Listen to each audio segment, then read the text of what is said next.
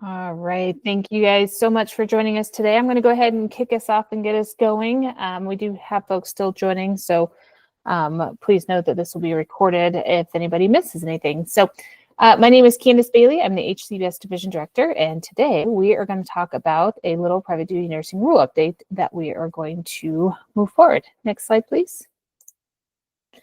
So the purpose of today is really to review some proposed updates to the rule. They're really small updates around the Nurse Assessor program and the Skilled Care Acuity Assessment.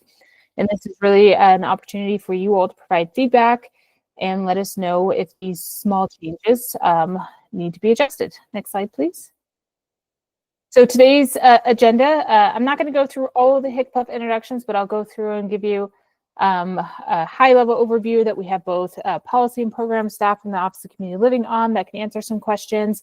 We have some of our clinical staff from our quality and controls section that can help answer some questions should it be necessary.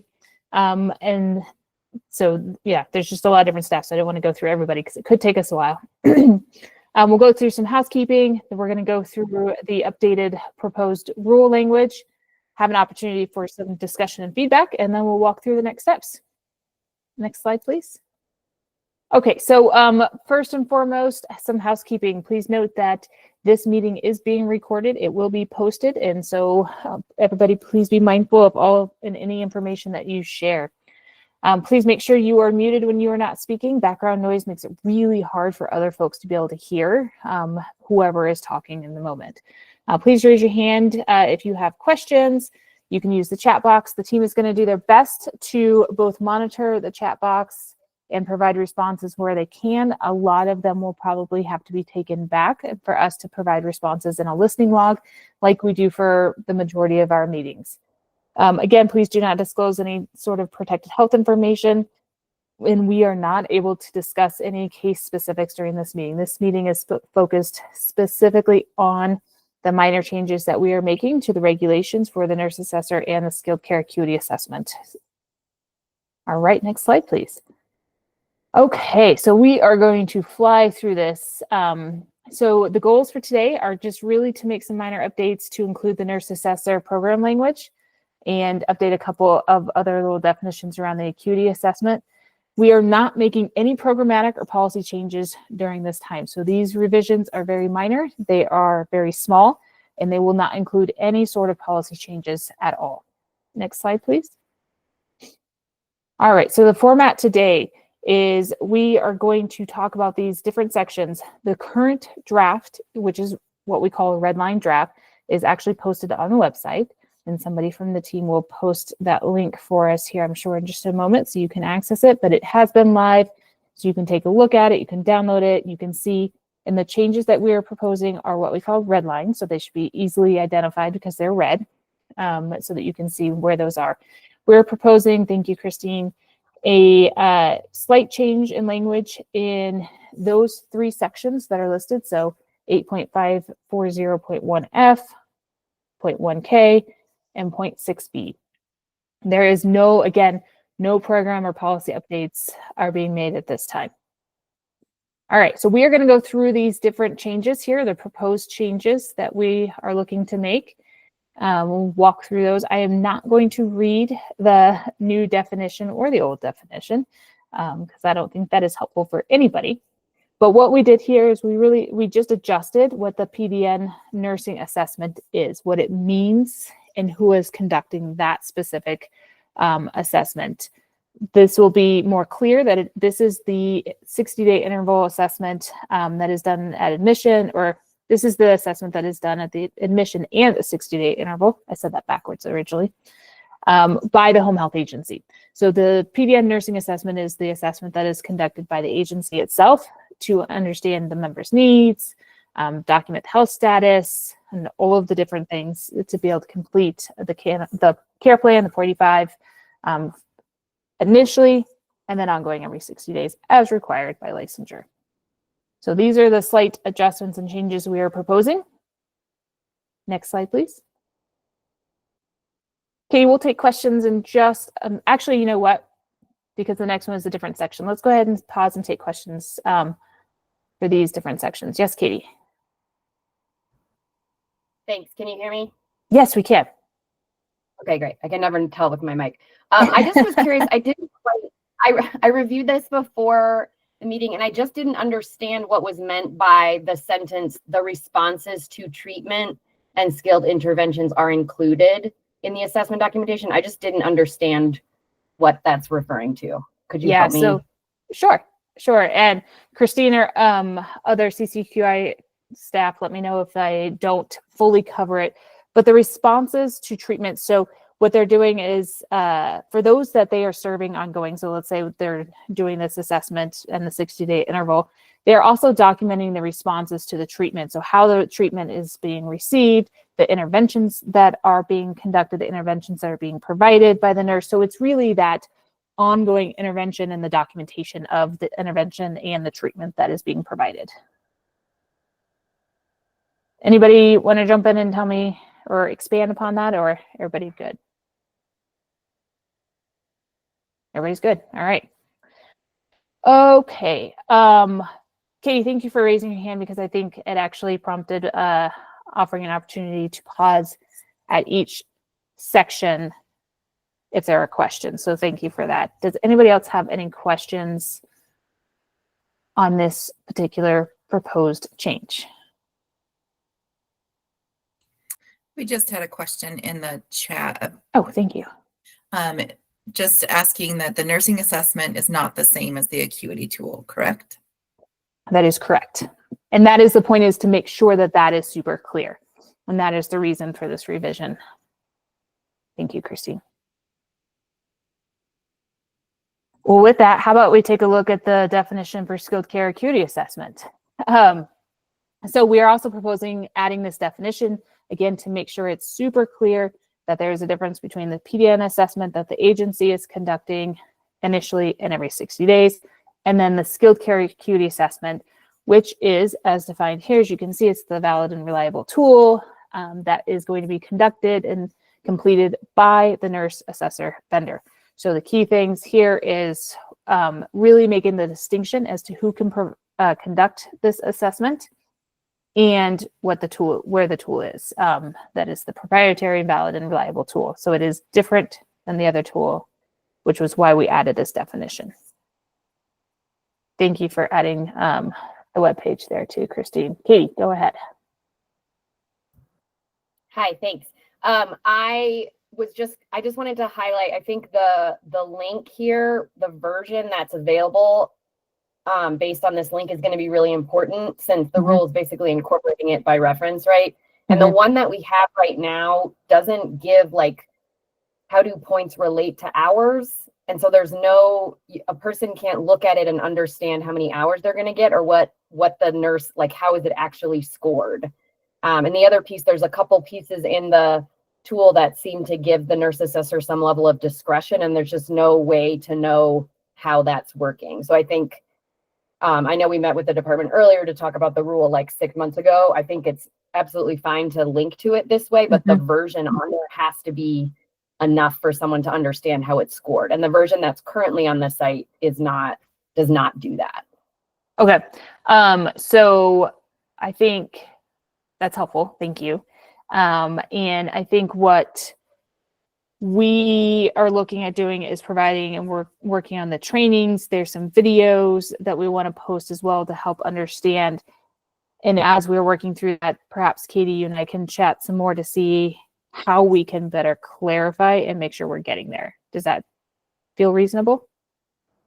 Yeah, it does. I think right now I think you guys added back some frequency parts, which sort of give a sense of the point value, but there's no, how do points go to hours? And there's like there's at least 2 columns related to hours, that it's like, what is one column meeting to another column? And then just sort of how they actually calculate it is not clear from what's up there. So yeah, I'd love to chat with you more about it. Okay. And I know we're going to have a meeting about acuity assessment later. So yeah, for sure. But that's super helpful. Thank you. And we can take a look at that, because we do want it to be clear.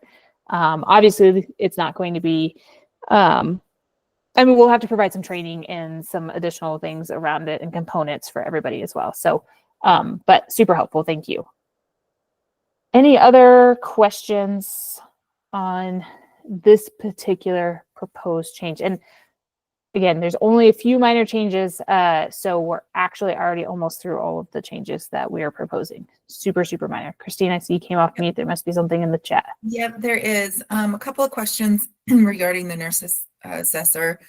Can they complete, is the nurse assessor the only one who can complete the acuity tool? Yes. And then the second one, is there any process to resolve any disputes about the scoring of the tool, which I believe we've discussed in the other specific nurse assessor and acuity tool meetings. Correct. So I've suggested to review those recordings unless you wanted to discuss it on this. Yeah, I mean, it's the nurse assessor, it's just providing a recommendation. And so I'll give a quick overview, even though we're talking about PDN here, and then bring us back. And so there is no denial, there is no anything along those lines. It is just a recommendation, and the denial and the dispute process comes from the actual medical necessity review and the PAR request through the vendor. And so this process is the front end, and it does not result in any sort of denial of services. So if there is a reason and a rationale for something divergent of the tool and what is requested, there just has to be documentation to back it up. That's all that's necessary. So, okay, let's go to the next slide. This one's exciting because there's so many changes on it. Not really, it's not that many changes. But what we are proposing here is the updated language for the prior authorization procedures. And really the goal here is to make it clear that the prior authorization request that is submitted by the home health agency must include the skilled care acuity assessment, the recommendation letter from the nurse assessor, and making sure that that is outlined within the regulations, that those are required as one of the pieces of documentation in order to request the prior authorization. That's it. I mean, it's super minor. It's just making sure it's super clear within the regulations itself.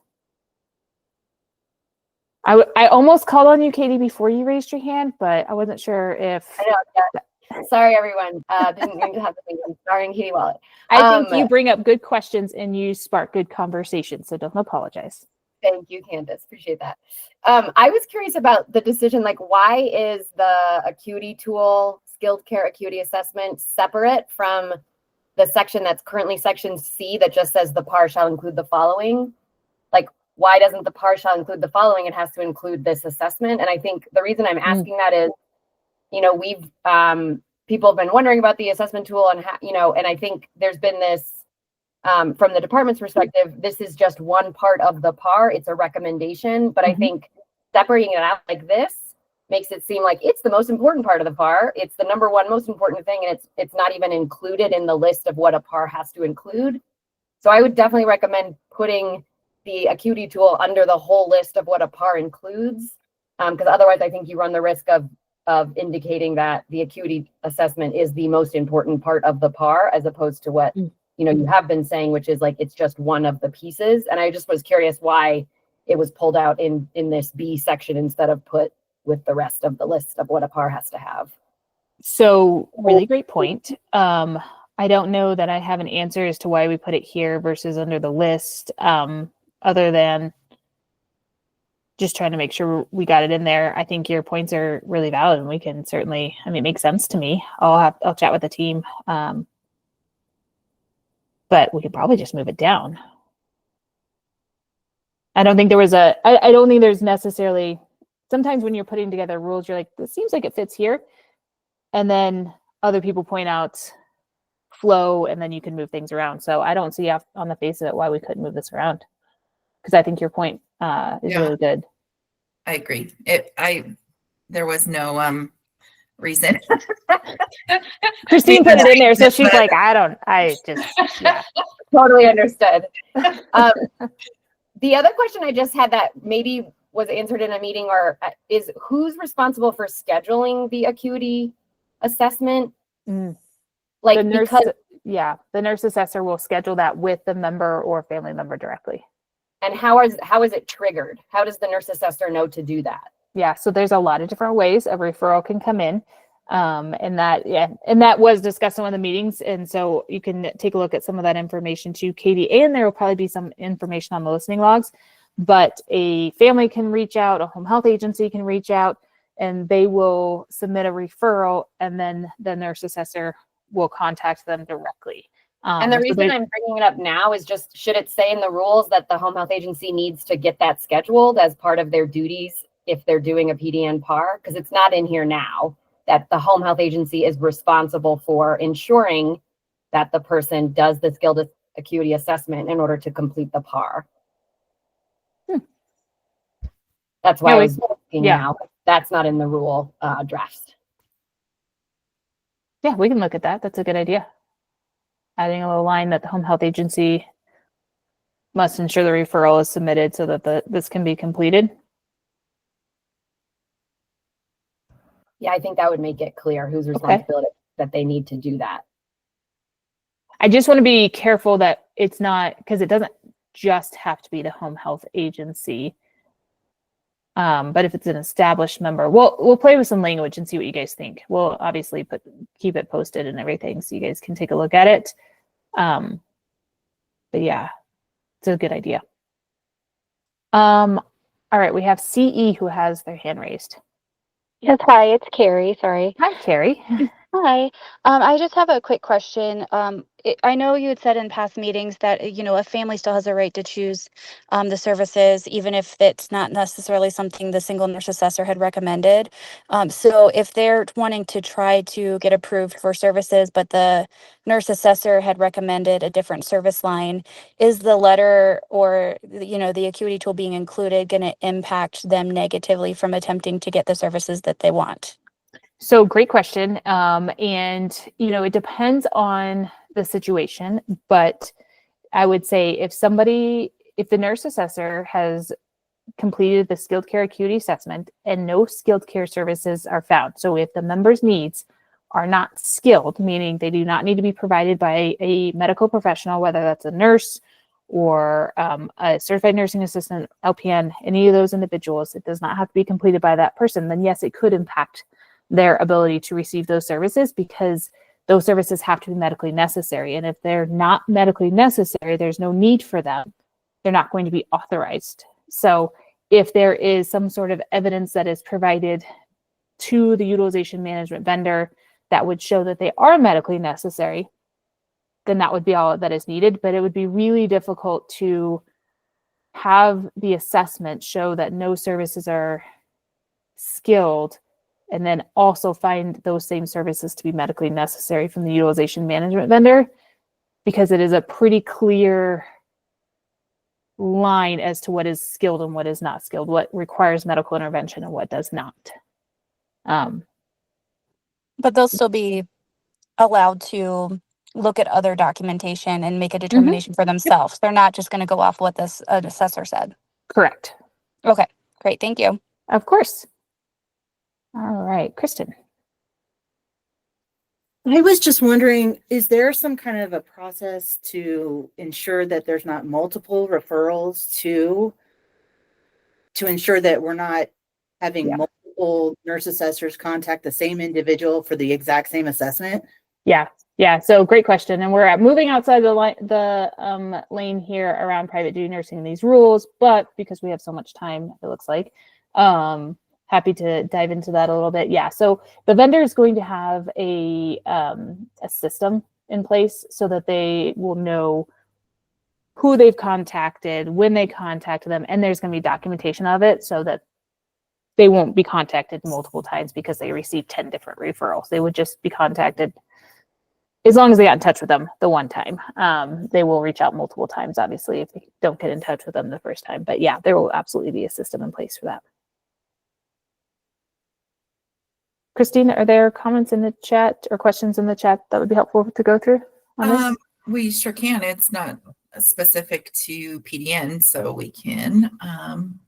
Well, before we jump to those then, because if it's not specific to PDN, I do want to focus in today on the private duty nursing. But we can go to our next slide, which is really exciting because it's titled Stakeholder Discussion. Does anybody have any other comments specific to these proposed rule changes? I know there's lots of questions about the nurse assessor, and I love it, and it's great, and I hope you guys keep them coming. And if we have time today, I can walk through some of them. But we are meeting monthly on that program as well. But specific to these rules, because I want to make sure that we have an opportunity to hear from that. Amanda, you have your hand raised. I do. So if we are changing the verbiage on who is going to be requiring to get the nurse assessor assessment to turn in with the authorizations, when will that information be rolled out? And how are you going to outline who would have to be the one performing that for the people coming up? Like are people coming up after July? So like July 1st and onward, how soon is that going to be an implementation? And I've sat in on lots of meetings, so they're all kind of blurring at this point. Totally fair. Totally So fair. which meeting is supposed to be addressing what? Because I feel like every meeting is kind of addressing the same things. Fair. And hopefully it is helpful to go through the same information multiple times. But the actual process and the process flow and exactly who to contact and how to submit a referral and all of those things for the nurse assessor, that will be provided in a future nurse assessor meeting. We are still underway right now. We are working on getting a contract completed and signed with the vendor. Once we have that contract signed, then we can move forward with the next steps as far as outlining and exactly every single step in the process with the vendor themselves. So they will help us with development of that, and we can put that out going forward. Again, we're going to have meetings every month, April, May, and June, and July. If we need to have more than one to go through some of these processes, let's say in May or June, because it's coming up so fast, we can do that as well. But those specifics will be coming out shortly. Thank you. Of course. I missed one of the meetings. I'm like, I've listened to them. I don't remember. That's fair. Thank you. That's fair. Sometimes I don't remember all of the things that I have said in those meetings. So any other questions? Any questions specific to these rule changes proposed around private duty nursing? Erin, you don't get to ask me questions. Just kidding. I'm going to do my best. I have a hard time juggling, like presenting and asking questions, but there was one in the chat. I just want to see if I can find it. It was related to, it was from Jennifer Cooper from MGA. Is it possible to include in the rule a timeline to hold the nurse assessor accountable to completing the acuity assessment in order to avoid delays in patient care? So great question. And I'm sure Katie will be applauding that because Katie has been asking for the same thing. And we have not put the timeline for the nurse assessor into the rule since we don't have the signed contract at this point in time. We can play around with that moving forward to see if it makes sense, let's say next month if we have the contract. But that is not something that we have right now. We have all sorts of other avenues and plans to ensure that there is no delay in patient care when it comes to the nurse assessor. But I hear you, and I hear lots of folks requesting this, and we can certainly dig into that further. Thank you for pointing that out, Erin. All right, let's walk through how we can provide feedback, and then we can go through some of those questions in the chat, Christine, since we have so much time. All right, so here are some ways that you guys can provide feedback. We are requesting that the comments be submitted by next Friday, March 28th for these specific rule changes. Here is the website again. I'm sure somebody will post it. We posted it earlier. That is where you can review the recordings and all the documents that are associated with this rule change. You can submit the feedback via a Google form, and I think, Christine, did you already post that? She'll post that Google form in the chat here, or you can submit an email. Put in the subject line PDN rule comments. It's easier for us to pull that out and make sure it gets into the listening log. You can call us and leave a message with your name and phone number and your comments. So there's a lot of different ways that you can submit feedback to us about these rules. We also have collected the feedback that in the comments that have been provided today, and those will all go into what we call a listening log with responses that will be posted online as well. Next steps. Let's talk about next steps. All right, so Medical Services Board. So there is the public rule review meeting. That word or that phrase is really hard to say together. I just want you guys to know that. That will be held on April 21st of 2025, so next month. The initial reading of the rules will be on May 9th, and then the final reading will be on June 13th with the language adopted July 30th. And last slide. Well, next slide. Again, here are the different ways that you can provide public comment, email, Google form, fax even, or you could write us a letter. I do love getting a letter in the mail. I don't get letters very often anymore. It's the old art form, right? But there's lots of different ways to provide feedback. We will accept it any way you can get it to us, and we'd be very grateful for it. All right, next slide. All right, questions. Questions. Let's go through some of the chat questions, if you don't mind, Christine. Let's see.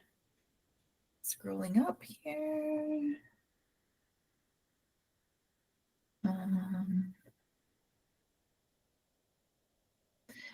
Asking about the current PDN acuity tool will be replaced by this new acuity tool, which is correct. That is correct. There's a question about, will the Nurse Assessor tool end up replacing the need for a case manager to complete a task worksheet for HMA, or will case managers still create theirs as well as receive recommendation from the Nurse Assessor? So, Erin, do you want to tackle that one? And what's happened with the task worksheet for HMA? Absolutely. So thanks for the question. This relates to non-private duty nursing services. So apologies to the group who cares about PDN. We're talking about health maintenance activities and in-home support services and consumer-directed attendance support services. So IHSS and CDAS. They use what's called a calculator to figure out hours currently. And the health maintenance activities, which are the skilled components of those self-directed benefits, will go to the nurse assessor as well. So if you're a case manager who currently uses like the calculator to figure out HMA, that'll be moving to the nurse assessor in July. More information will be coming very soon, if you haven't received it already, about the timelines for ending the current URUM process that exists. So the best place for information is really the nurse assessor webpage that has our meetings and our information. We are meeting the second Tuesday of the month for the next couple months. So information will be forthcoming on that process. Thanks, Erin. Next question is, when can we start submitting referrals? That's a great question. We will have information on that soon as well. So as we are working, as I noted, and I answered that last question in there from Amy around the signed contract. Once we have the signed contract, then we can start outlining the step-by-step process, who you can contact, how do you submit a referral, like literally line by line. You go to this website, you call this number, type of things. With that, we will also have the start date of when you can start submitting referrals as well. So thank you. Christine, I'm going to go to the hand raised, if that's all right. Molly. Hi, Candace. Thanks. Can you hear me okay? Yes, I can. Okay. So the nurse assessor will be meeting with the family or the member and their family. What are the other subjective and objective data sources that the nurse will be using? Sure. So the nurse will be utilizing any information that is available, such as physician orders, which they'll hopefully have, information that the family wants to provide from a multitude of specialists, whatever medical information that they have, they can provide to the nurse assessor. So the family would be providing these extra sources of data, or is the nurse reaching out independently to any other sources? The nurse is not reaching out to the physician directly, but the family could provide this information. The home health agency can provide the information, so they can receive the medical information from a multitude of ways, but it is not required to have a full medical history in order for them to conduct the assessment. Okay, thank you. Of course. Okay, and the next one is, how will we get the letter if this is a yearly recertification of hours come July 1st? Will this turn into a coordination similar to how the CMA and IHSS agencies complete to submit a PAR? Yeah, there will be some coordination that will be required. The nurse assessor vendor will have the letter in their portal and will be required to mail it to the families directly, and notify, if there's a provider involved, notify the provider that it is available, so they can pull it down to request the PAR. Are there any PDN questions? Yeah, let's see. Can a member be determined eligible for PDN without currently partnered with a home health agency? Not all CMAs have been supportive in getting PDN approved for individuals on the DD waiver. So the DD waiver is tricky because so much of the care, because the care is 24/7, and PDN must go through a home health agency because they have to conduct, all of the care planning and the current PDN acuity tool and determine what the needs are. And then they have to submit that paperwork and that documentation to the utilization management vendor for a full medical necessity review. So the answer is no, PDN cannot be authorized without a home health agency involved. And if we're talking a member on the DD waiver, there would be a lot of coordination that would have to happen with the home health agency and this HCBS service agency, the DD service agency as well. So hopefully that answers that question. So duplication would definitely be something Correct. that we're still looking at. Correct. Thank you, Christine. Mm-hmm. Let's see. You answered about the contract. A comment from Jennifer Cooper. I think it would be helpful to think about how the nurse assessor will complete the acuity assessment for a patient renewing a PAR so that there's not a gap when submitting the renewal by the deadline. Yeah, so we've been talking about timelines as far as the referral being 30 to 60 days out, so that there is no gap whatsoever.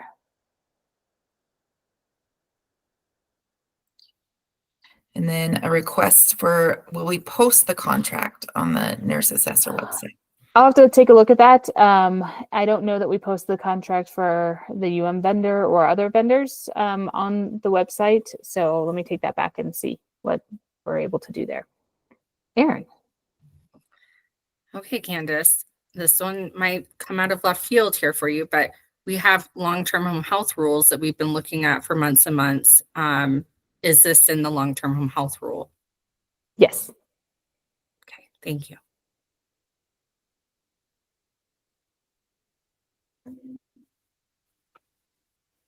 And the last question we have is from Erica. Can you please review the process or opportunity for the family to appeal the nurse assessor assessment? Is it through the PAR? It is through the PAR process, correct? I think you spoke about that earlier. Yeah. So the appeal does not happen with the nurse assessor. There is no appeal for the assessment piece because it is just a recommendation. It is not a denial of any services whatsoever. The home health agency would then submit the prior authorization request with the supporting documentation for a full medical necessity review by the utilization management vendor. And if those services are not found medically necessary, then the member would appeal via that denial or partial denial. Amanda. Thank you. Just have a quick question. You mentioned about being able to pull the letter from the portal once they do their assessment. Is that something new coming, or which portal? So it'll be the vendor who we are working on the contract with. So the vendor that was awarded the contract is Telegen, and that is something that they are working on. So they will have a portal. It'll be the same portal that case managers have worked in before, which is kind of nice. But it's through a different vendor. Okay. Thank you. Of course. All right. Just one last one that I think it actually relates to PDN. The question is the nurse assessor assessing for all levels of care or just PDN? Great question. The nurse assessor is assessing for all levels of skilled care. So they will be assessing for nurse, so RN, LPN, CNA, and health maintenance activities, which is the skilled version of our self-directed services. So they will be assessing for all levels of care to help guide the member on how they can best get their needs met and what their options will be to get their needs met. So if an individual has needs that should be met by an RN, then the nurse assessor is going to go through their options, whether it's private duty nursing, intermittent nursing, or health maintenance activities, or any of the above. So they will walk through so the individual can understand what their options are. Thank you, Christine. Jennifer. Hi guys, sorry for beating the dead horse here, but I just wanted to clarify, like in terms of a timeline when we're submitting for the PAR and we're pulling that nurse assessment. Let's say the nurse assessment hasn't happened, like it's been 6 months and maybe like there's staffing or something else that has caused a delay for that patient to get started and that PAR to be submitted. Is there like this isn't dated in in the past 60 days, so this isn't current enough for the PAR renewal or even a new PAR? So we haven't looked at or talked about having things in the specific date. It would have to be within a year because there's the annual requirement. But we will be monitoring. We will receive actually weekly reports from the vendor on how they're doing with their referrals and their timelines. And there is a rule that is from the federal government around a 7-day turnaround time that they have to meet. And so we will know very quickly. So there won't be a situation where they'll be 6 months behind. And again, if the providers are submitting the referral 30 to 60 days ahead of time, that allows plenty of time for the scheduling and to have things complete. Go ahead, Christine. What happens if the member has the nurse assessor come out and then decides not to enroll in any services until like 7-8 months later? Is that nurse assessor recommendation still valid, or will they have to get a new one? That's a good question. And I don't think we've talked about that. And so we'll have to take that back and think about that one and and determine how long it would be valid for. All right, Katie. Yeah, just following up on that, it sounds like the UMass folks didn't include that as part of the validity part of when they created the tool. I'm surprised to hear that. So they very well have. And if valid hasn't been part of the conversation in terms of making sure it's a reliable tool. Yeah, so they very well may have. I just don't have those details right in front of me, Katie. Gotcha. Thanks. Yeah. I think the last question we have in the chat is, so the nurse assessor is doing an assessment and the agency is also doing an assessment. And then based on the agency assessment is what we request the hours for? Based off of the member's needs. So yes. And theoretically, the agency assessment would line up with the nurse assessor assessment because they're both looking at the member's needs. All right. So lots of great nurse assessor questions, not a lot of private duty nursing regulation questions, but that's okay. Jennifer, I'm going to ask, are you asking specific to these regulations that we're discussing today, or are you asking about the nurse assessor? It's clarification on what you just said, basically that the nurse assessor assesses for RN and LPN needs. And so does that mean like RN/LPN combined underneath PDN, or are these two separate services that like it's going to be differentiated? All of the needs. All of the needs. So they will be looking for private duty nursing. There's a private duty nursing specific assessment. There's a long-term home health specific assessment. So they will be looking at all of the needs and conducting and going through the entirety of the tool as necessary. Just like, so the LPN piece, I think, is where like I was a little bit confused. The LPN would be considered just under nursing services, right? Not separate from RN Correct. services. Okay, Correct. Thank you. Yeah. All right. All right, so we're going to go ahead and wrap up. I want to say thank you to each of you for joining us today. You guys have really great questions. Please feel free to continue to ask those questions. Here is our home health inbox. You can submit questions specific to the nurse assessor. We obviously want to continue to hear back from you and think through some of these components and make sure that you have as much information as possible. If you also have feedback or questions around the proposed PDN rule language, we would love to hear that as well. So please also submit that. And with that, I'm going to say thank you. Thank you all for your time. I appreciate it. Your engagement, really great questions, and I look forward to seeing you next month at the Nurse Assessor meeting. Thank you all. Take care.